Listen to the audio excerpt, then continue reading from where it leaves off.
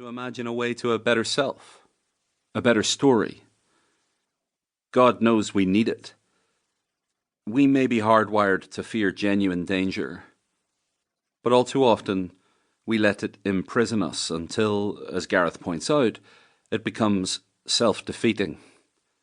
I once witnessed a dear friend pacing, wringing her hands and grinding her teeth, fretting about her daughter who was driving home for Thanksgiving from a college 200 miles away. When at last the girl entered the house, there were hugs and tears and laughter. But within minutes, my friend was grinding her teeth again and wringing her hands. "What's wrong?" I asked, and she replied, "Now I have to worry about how to get her back safely." Our fears can be a spiritual short circuit, as they were for my friend, preventing us from being fully present, even to those we love. But Gareth knows there is another way, and he provides valuable insight into the difference between debilitating fear and a holy fear that gives us courage. Naming and facing our fears can open us to acts of great compassion. I think of the Cistercian women who have chosen to remain in Venezuela despite the worsening chaos there. Taking a stand for kindness in the face of violence and adversity, they share with their neighbours in ever-increasing deprivations, and they do what they can for the people who come to them seeking food, clothing, shoes, and medicine. A recent photograph shows the women smiling broadly. They are living the story they were called to live, cultivating peace in difficult circumstances. If they encountered Gareth's claim that the authority to tell a story may be more powerful than the ability to launch missiles, I imagine they would laugh and say, "Of course." To choose not to fear in the face of danger can make us not only grateful, but boldly prophetic, which brings me back to Thomas Traherne. "You never enjoy the world aright till the sea itself floweth in your veins," he wrote, "till you are clothed with the heavens and crowned with the stars."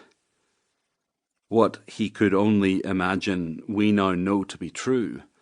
Human blood has the same chemical composition as seawater, and every atom in our bodies was once inside a star. Thanks to the Hubble telescope, we are the first people able to see our home in full, a mostly blue and beautiful orb in the dark of space. There is, in our fears, a better story. Let this book help you find it. Kathleen Norris, author of Journey, New and Selected Poems, Dakota, The Cloister Walk, and Acadia and Me. Preface.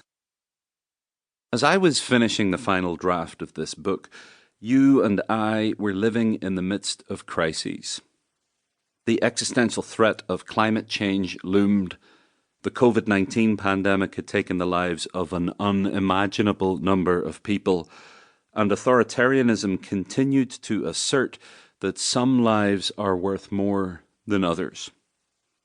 The lockdown response to COVID-19 left many of us feeling depressed in both our hearts and our bank balances. The world we thought we knew was revealed to be broken. Yet at the same time that a pandemic was underway, another global movement was unfolding. This one beautiful and life-giving, and perhaps even offering an antidote to the other crises.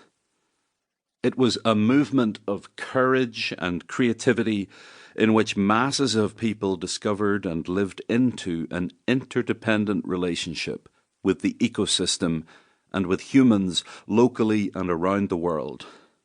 It believed in the vision of beloved community. It non-violently opposed supremacist narratives and aggressive individualism, and it acted for a more equitable, peaceful, beautiful society. Sometimes this movement